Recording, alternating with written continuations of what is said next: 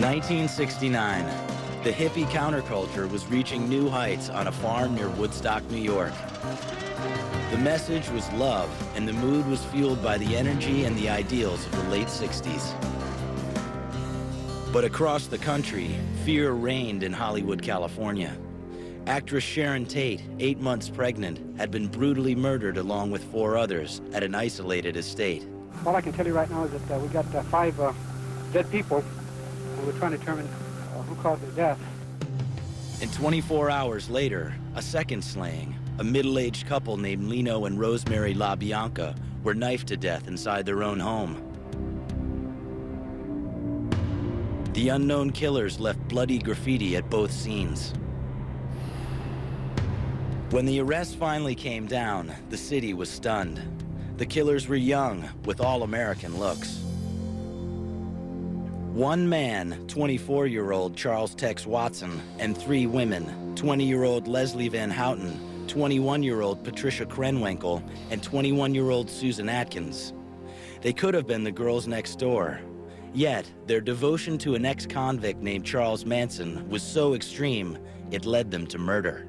It was the first real cult. And these were the first cult killings we knew of in this country. The very thought of these young women dressed in black, armed with sharp knives, entering the homes of complete strangers in the middle of the night and mercilessly stabbing them to death. I mean, it's so horrendous a thought that it's difficult to keep a thought like that in your mind for a couple moments. At trial, the girls, Susan Atkins, Patricia Krenwinkel, and Leslie Van Houten, seemed not only willing to kill, but to die for Charles Manson. Charlie would always say, "These are your children, and you threw them out, and I took them in." They were the children of America, but he perverted them and corrupted them, and they became something else. Charles Manson began life on the wrong side of the tracks and spent the next 35 years there, in and out of prison, for crimes like forgery and pimping. But the most notorious of the Manson girls who killed, Patricia Krenwinkel, Susan Atkins, and Leslie Van Houten, were children of the middle class. On the surface, they led comfortable lives in California's sprawling post-war suburbs. Leslie Van Houten was born in 1949, the second of 4 children. She was especially close to her father, Paul, an automobile auctioneer. She was very happy and outgoing and very athletic. She seemed to enjoy life. She just was sometime without care and abandon, I would say. She did break her arm a couple times just by being energetic and being really into whatever she was doing. She was from a very upstanding family in Monrovia, California. She was a homecoming princess. She was always very, very pretty and very bright. Patricia Krenwinkel grew up in the Los Angeles suburb of Westchester. She was the daughter of an insurance agent and a homemaker. Pat was a darn good kid. Didn't complain about anything. No matter where I took her, I never had one bit of trouble with Pat. Then something happened that left both girls feeling alienated and angry. By the time they were in high school, Leslie's and Patricia's parents were both divorced. During the time I was brought up, nothing was talked about. I mean, my parents' dissolution of their marriage, you don't talk about that. You don't talk about problems in the home. I believe that I was desperately seeking someone that I could love and hold on to and call my own. That somehow my dad leaving had left a space there. I was very close to my father, and there was a hole when he left. Both girls began drowning their pain in alcohol and drugs. When I was about 15 years old, I began using drugs. And something happens when you use drugs. You begin to find people who, like yourself, use drugs. Meanwhile, as a teenager in Northern California, Susan Atkins chose outright rebellion. She dropped out of high school and found work as a topless dancer in San Francisco. Susan Atkins was probably the most deprived of all of the women that followed Manson. Her mother died while she was a young teenager. Her mother had cancer. And they told stories about how Susan brought all her friends on Christmas to sing carols under her mother's room at the hospital. She was very affected by the loss of her mother. 1967, the summer of love. For all three girls, Leslie, Pat, and Susan, it was their summer of looking for love. Their search took them straight to San Francisco's Haight-Ashbury. By then, 32-year-old ex-pimp Charles Manson was exploring the same streets. Another Manson follower, Lynette "Squeaky" Fromm, never actually killed for him, but she became one of his earliest followers. Young Lynette's childhood in Los Angeles was overshadowed by her parents' poor relationship. She was quiet and sensitive, but her talents in dancing, drama, and poetry frequently put her center stage. In junior high, Lynette's classmates voted her personality plus. She came from post-war suburbia, except that this was post-war suburbia in the backyard of Hollywood. She dated a guy named Bill Siddons, who went on to manage a group called The Doors.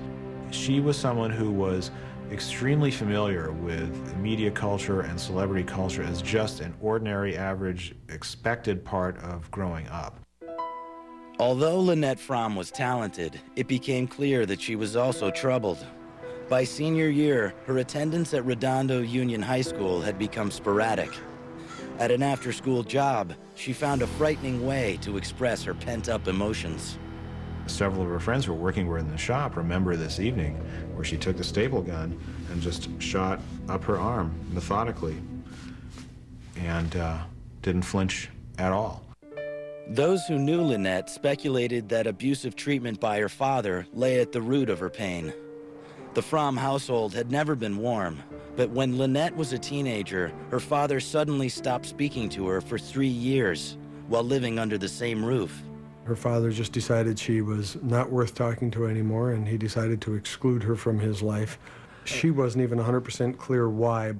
She spoke to her mother. If something had to come from her father, she spoke to her mother, and her mother asked her father and then answered Lynn. I mean, you imagine being 13 years old and not being able to talk to your father. On the streets, it was a time of sexual exploration and experimentation with drugs, especially LSD, which was still legal in the 60s. It was just what Charles Manson was looking for. Manson had come out of prison and wound up in Haight-Ashbury, and a girl came up to him in the street, handed him a flower, and said, "Love." And he thought, ooh, something's going on here. He'd been in prison for a while, and there was this whole new movement. And he grabbed onto it and ran with it. In 1967, Charles Manson recruited the first member of his hippie family, a Berkeley librarian named Mary Bruner. At 19, Lynette Fromm dropped out of El Camino Community College and became the second. She said she was sitting on a curb in Venice, California. Her parents had thrown her out, and she said that this bus drove up. And this man got out, and he looked at her, and he said, "Your parents threw you out, didn't they?" And she thought he was a genius and a psychic and everything else. She said, "How did you know that?" And she got into the bus with him, and she never came back. He waited for, 30 seconds or so, and he said, I can't make up your mind for you. And he said goodbye, and he left. He got about halfway down the block, and I just grabbed everything and I ran. In Manson, Lynette "Squeaky" Fromm finally found a father figure. She would prove useful to him in managing his rapidly expanding family. Manson's real talent was that he recruited very young girls, very young and very impressionable, at a time in their lives when they had identity problems and they didn't know where they were going in society, and society was very strange right then. For the Manson girls, life outside of society would soon take a strange, hallucinatory turn as they fell under Charles Manson's power. By 1968, Charles Manson's hippie family had grown to a core of about 25 young people. They settled on an abandoned movie set outside of Los Angeles called Spahn Ranch and shared everything from sex to hallucinogenic drugs. Leslie Van Houten, Patricia Krenwinkel, Susan Atkins, and Lynette Squeaky Fromm were disillusioned with their middle-class upbringing and searching for something better. They thought they'd found it in Charles Manson. As twisted as it all got, you know, I really think that I felt that I had met someone that, by being around him, would have a positive change.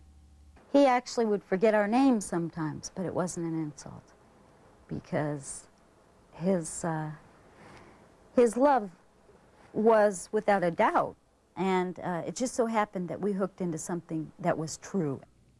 First there was love. It's the kind of love where, you know, you could actually be next to people who are making love and not think too much about it. There was a real close relationship to most of the members of the family. There was a lot of love there before there was fear and death and murder. It was a time of spiritual exploration, and even celebrities were looking for gurus. The Manson family had attracted visits from Jim Morrison of The Doors and Cass Elliot of the Mamas and Papas.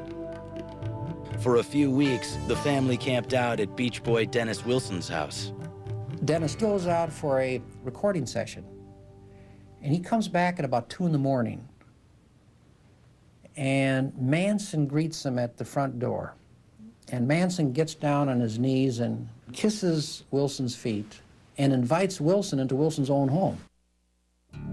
Through Dennis Wilson, Manson met record producer Terry Melcher, the son of Doris Day, and even visited Melcher's estate on Cielo Drive.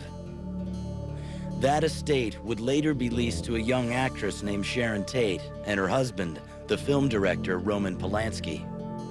But for the young women in Manson's family, their guru was more than just a way to meet the stars. He had a way of preaching to them. He would say things like, "Man invented time. There was never time before man invented it." And they would say, oh, he's brilliant. He came up with this. You know, they were kids. But it sounded very profound to them. And they became dedicated to him. They absolutely followed him. For Squeaky, Spahn Ranch and the other Manson family haunts felt more like home than anywhere else she'd lived.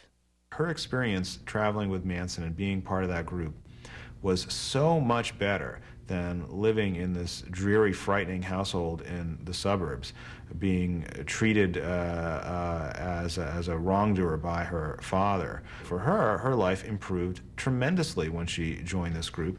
And at first, life on the ranch was not so different from other counterculture communes.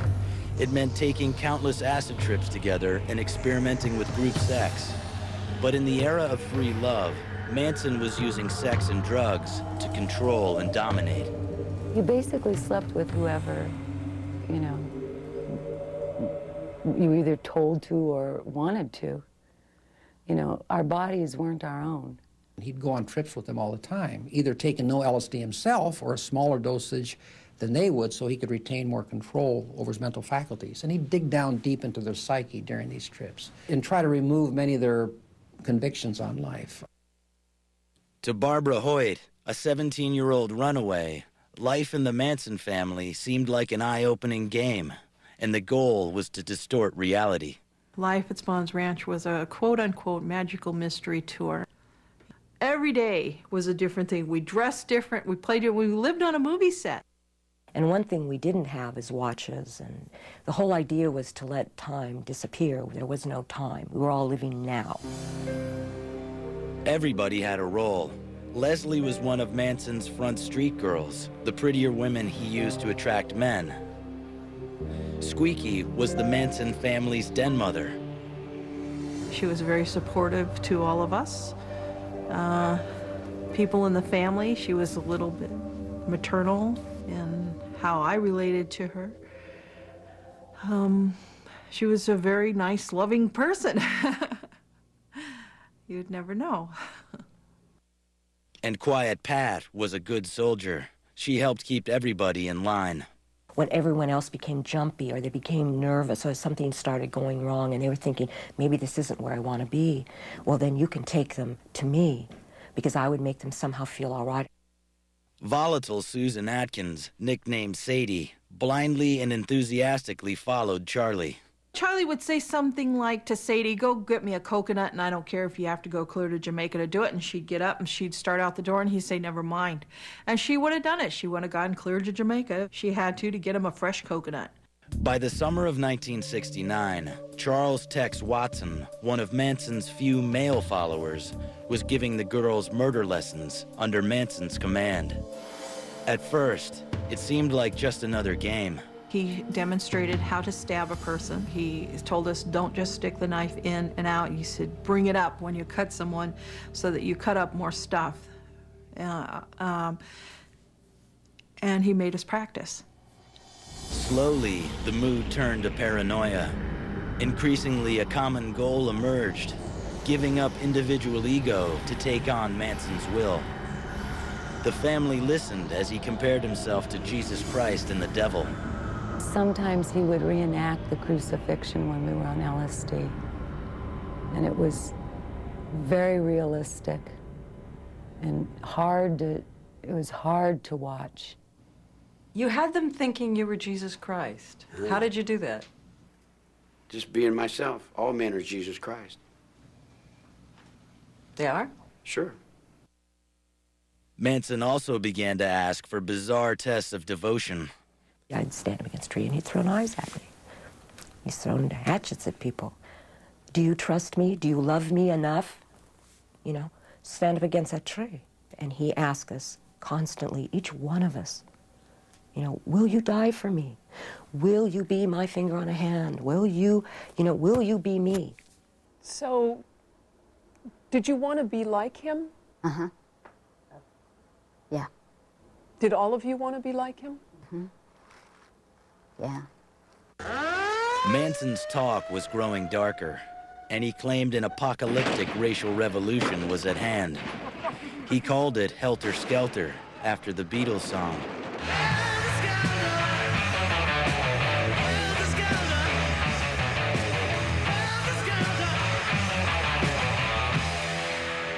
He said the race riots and black militancy of the 60s were just the beginning. According to Manson, Helter Skelter would clear the way for the family to run the country. But as the summer of 1969 wore on, Manson became convinced they would have to ignite it themselves. We started to have a lot more guns at the ranch and knives, and people were on lookouts. We were pretty much all running on definite fear. The first Manson family murder took place in late July 1969. The victim was a musician named Gary Hinman. The killers were people Hinman knew, family members Susan Atkins, Bobby Beausoleil, and Manson himself. It was Manson who sliced off Hinman's ear, and Bobby who stabbed him to death. I had to take the gun away from the guy. The guy shot off on the wall, and I cut his ear off, and I took the gun, I gave it to the kid. I said, here. I said, now I got to kill this fool. He said, oh, don't kill me, don't kill me. I said, all right, are you going to tell the parole officer I cut your ear off? He said, no. And Bobby killed him and stabbed him in the heart, and he died. There's your heart, girl. There's your heart, Frenchie. There's your wine, Beausoleil. Susan Atkins left a gruesome signature. On the walls of Hinman's home, she scrawled the words, political piggy, in his blood. When he was found, no one knew the murder of this anonymous hippie was just a dress rehearsal for what would come 10 days later. August 8th, 1969 began like any other day at Spahn Ranch outside Los Angeles. By now, Charles Manson and his family were looking less like a hippie commune and more like a bloodthirsty cult. Some members had already committed one murder in the name of Helter Skelter, a music teacher named Gary Hinman. Now Manson made it clear there would have to be another, more shocking crime. Charlie came and woke me up, and he said, get up. I want you to go somewhere. Manson also rounded up 3 other family members, Charles Tex Watson, Susan Sadie Atkins, and Linda Kasabian. He said, get in the car. And he said, do everything the Tex says. And we were off. Former family member Barbara Hoyt remembers that night as the night that Susan Atkins asked her to run a special errand. Charlie was there, and he wanted to know why I was there, and I said because Sadie had called the back of the ranch and wanted 3 sets of dark clothes, and he said they already left. Charlie didn't explain where they went, but Barbara heard it from a ranch hand. He had asked Sadie, "Where are you guys going?" And she leaned out of the car window and said, "We're gonna go kill some mother effing pigs." The group was headed to Los Angeles, to the home of a record producer Manson once visited.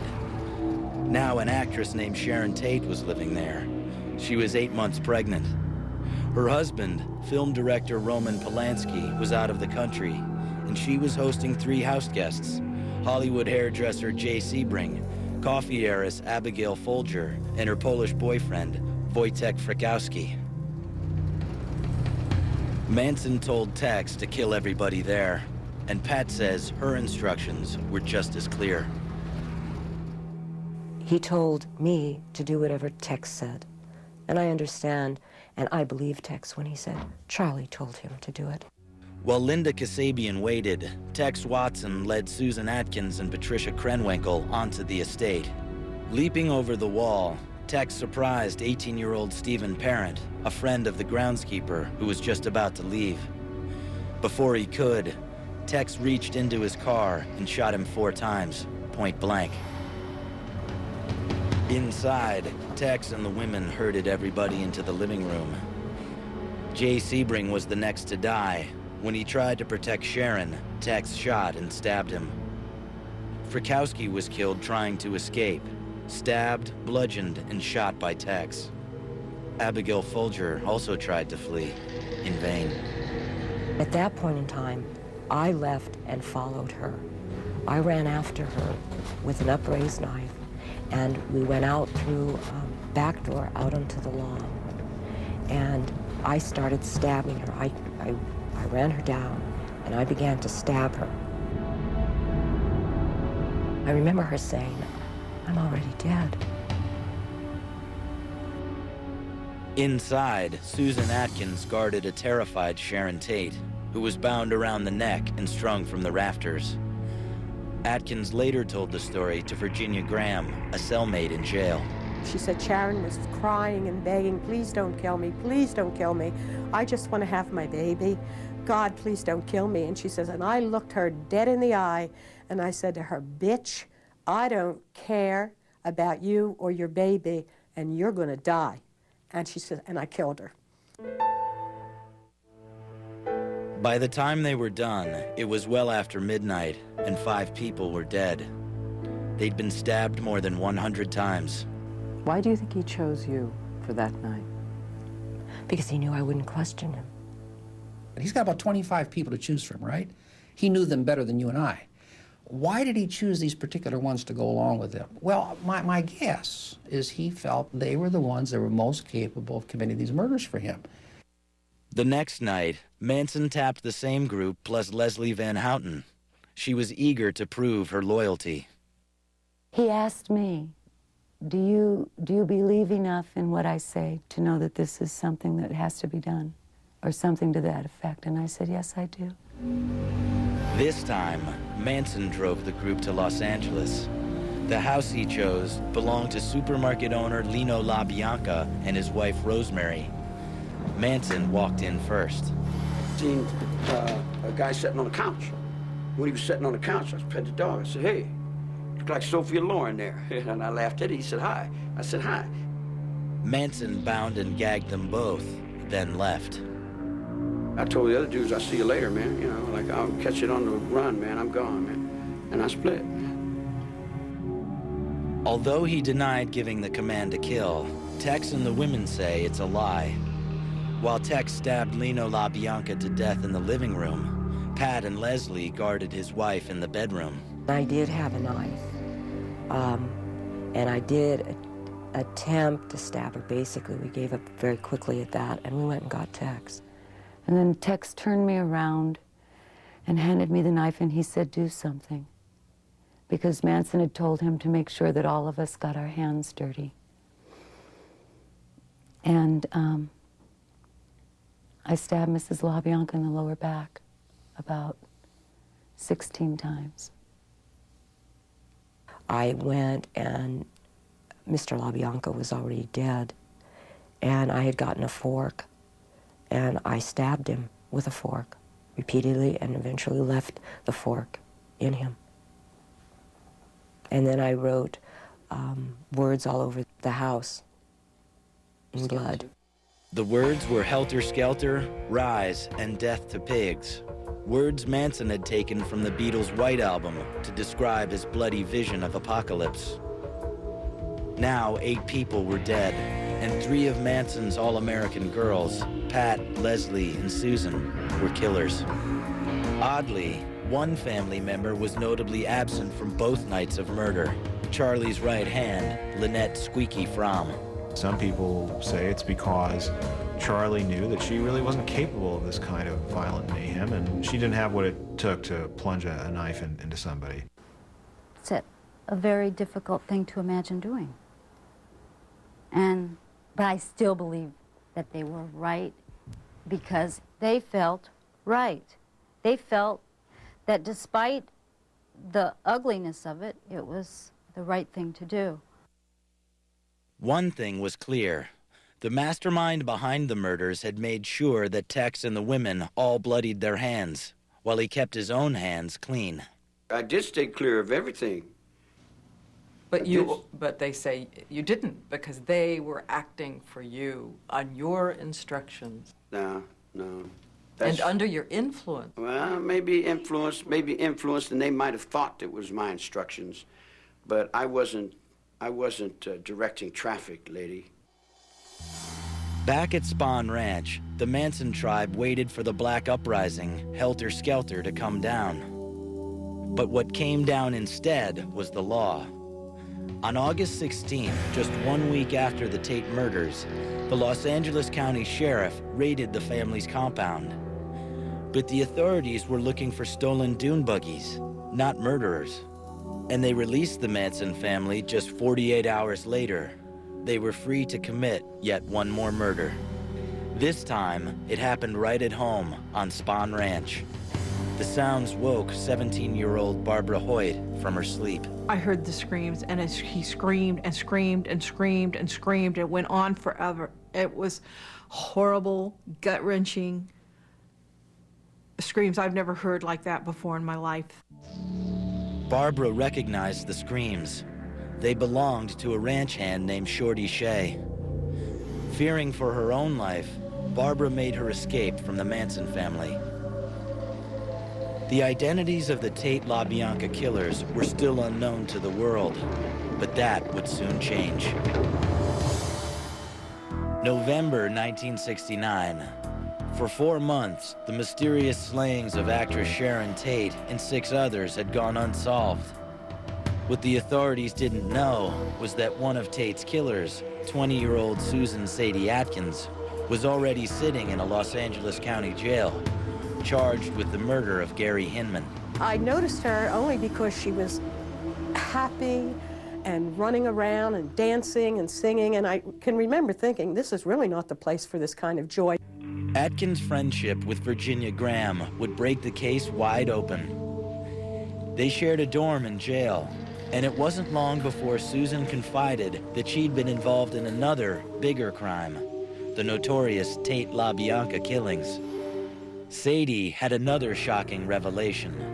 The other killers were hiding in the desert, and if they could help it, the Tate LaBianca murders wouldn't be their last.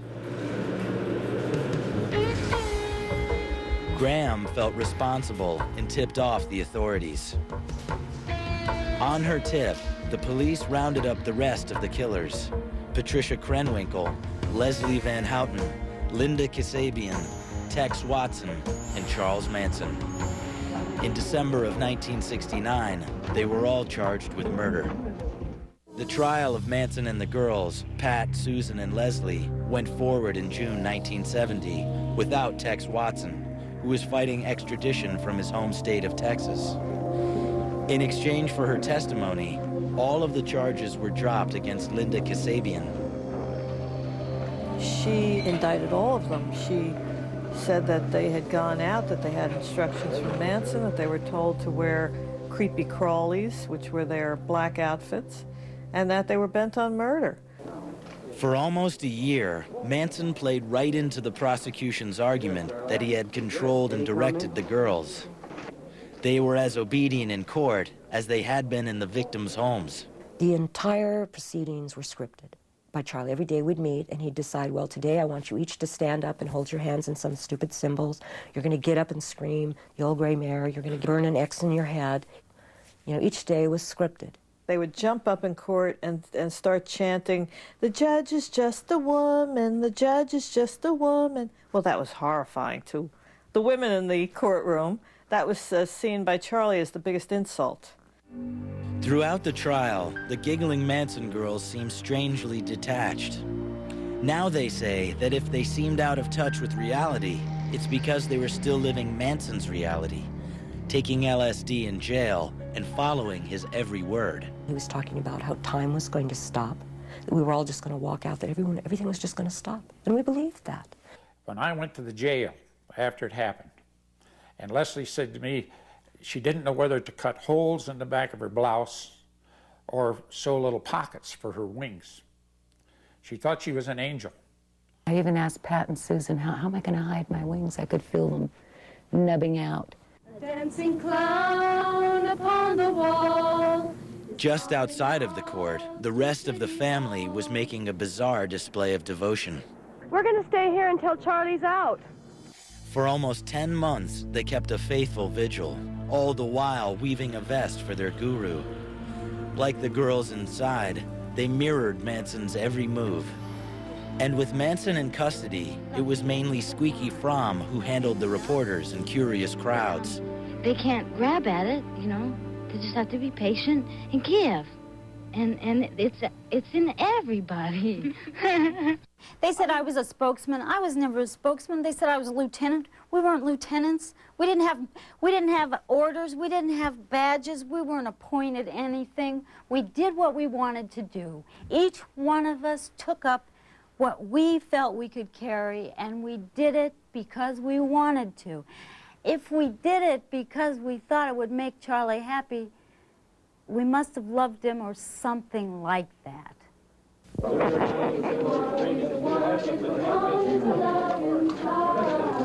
On January 25th, 1971, it came as no surprise when all 4 defendants, Charlie, Leslie, Pat, and Susan, were found guilty of multiple murders. And when it was time for the jury to decide whether they would live or die, the Manson girls finally took the stand. But their goal was to save Manson's life, not their own. After the trial started, Charlie suggested that we meaning the 3 women, try to carry the load of the case so that he could be released, you know, so that he could further carry on his works to save the world. On March 29, 1971, 21-year-old Leslie Van Houten, 22-year-old Susan Atkins, and 23-year-old Patricia Krenwinkel became the youngest women to sit on California's death row. The jury sentenced all 3 women and their guru to die in the gas chamber at San Quentin. I was more than willing to go to the gas chamber. The death penalty for me at the time it almost justified my not having to deal with what I had done. It was the eye for an eye. They're going to kill me. I don't have to deal with it. But away from Manson's direct influence, Leslie, Pat, and Susan would have time to reflect on the horror of their crimes. Meanwhile, 22-year-old Squeaky Fromm had lost the only family with whom she'd ever felt truly at home, and it devastated her. I didn't understand what it meant. I didn't know that we would be separated. I want to talk to the women. I want to talk to the girls. They're still girls to me. They'll always be girls, as I am, in that one part. She felt guilty that they had done much more and she hadn't. She was still free. She was not in prison. She was not facing this type of sacrifice that they had been called to make. While Manson and the women sat on death row, Squeaky tried to unite what was left of the family. It was an increasingly hopeless task, and guilt and grief would drive her to desperate measures.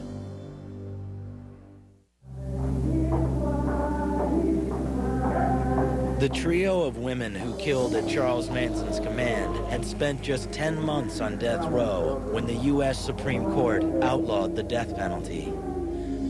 On February 18, 1972, Leslie, Susan, and Patricia saw their sentences reduced to life behind bars.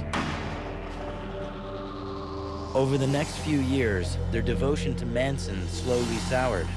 Really, I just think that he was just a really good con artist. I feel like I was a pawn in whatever his scheme was.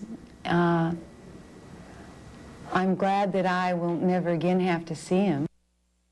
But on the outside, Lynette Squeaky Fromm stayed loyal to Manson, and she became alarmed when Pat, Leslie, and Susan began turning away from him. She would get a response from them saying, basically, look, we're the ones who are in prison, okay? We don't want to be here anymore. We want out. You know, if you're so devoted to Manson, what have you done lately?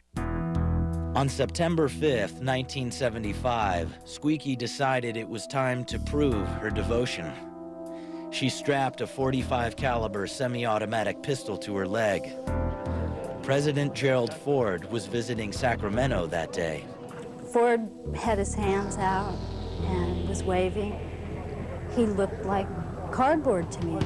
When Fromm drew the gun, she was quickly wrestled to the ground.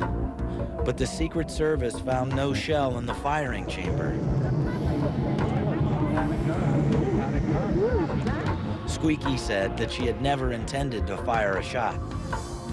I got 2 feet from him. I could have shot twice had I put the bullet in there. Her only goal, she said, was to relay a message from Manson. I said, Your Honor, the redwood trees need to be saved. They're the tallest trees in the world, and if you can't save your world's tallest trees, something's wrong. Later that year, Lynette Squeaky Fromm became the first American woman to go on trial for attempting to assassinate a president. She was found guilty and sentenced to life in prison. Do you have any regrets for that day? No. No, I don't. I feel it was fate. While Squeaky gave up her freedom, the other women struggled to regain theirs. Over the years in the same California prison, Leslie, Pat, and Susan have earned college degrees and held down jobs. At parole hearings, they've offered up remorseful words. Even Susan, who once boasted about the killings. I know the pain and the suffering that I caused Mrs. Tate, Mrs. Frykowski, Mr. Frykowski's son, the Hinman family, the LaBianca family. I know. Nobody has to tell me. I know. She's not fooling me. She was not remorseful for killing Sharon. It didn't bother her a bit. So you're going to turn people like this loose on the streets? Stop to think about it. Susan Atkins has been convicted of 8 murders. She's been behind bars for 30 years. That's 3.5 years of murder. That's not enough. How's it going, Lefty? Since 1971, only Leslie has tasted freedom. She received a retrial in 1977. That ended in a hung jury, and she was found guilty in a 3rd trial a year later. She's still considered the most likely to be paroled. You know, I've thought, how do you even begin to rectify something as permanent as loss of life? Each time Pat comes up for parole, she says it's a struggle to live with what she did. I was just a young woman that I killed who had parents. She was supposed to live a life, and her parents were never supposed to see her dead. Pat, Leslie, and Susan have spent 30-some years behind bars, more time than most murderers. But they believe their connection to Manson will keep them there even longer. He has been completely unremorseful. You have beat me, knocked my teeth out, broke my neck, drugged me with drugs, dragged me up and down hallways, prison hallways, handcuffed. This routine that he's doing now and his little clown acts on television is all part of his way of, I think, diminishing his own responsibility. As their hopes for parole have faded, Leslie and Pat have found strong support in each other. No one can understand what it was except we who were there. So it's like sometimes we can bring to each other an awareness that another person could never attempt to because we were there. The older I get, the harder it is. Mrs. LaBianca was younger than I am now. I took away all that life.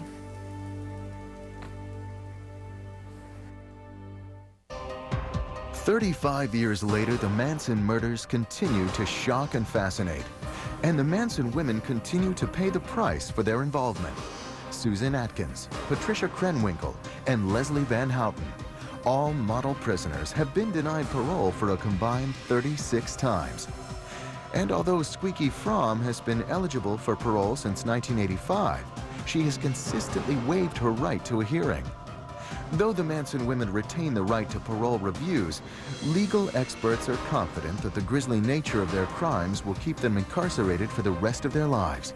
And the man behind it all, 69-year-old Charles Manson, has been denied parole 10 times. Manson's next hearing is April 2007. He remains in a state prison in California where he is locked up 23 hours a day. You walked home with her every night. For years, dreaming of the moment. The moment science would lead you to him, and you could finally let her go. Cold Case Files. Next on A&E.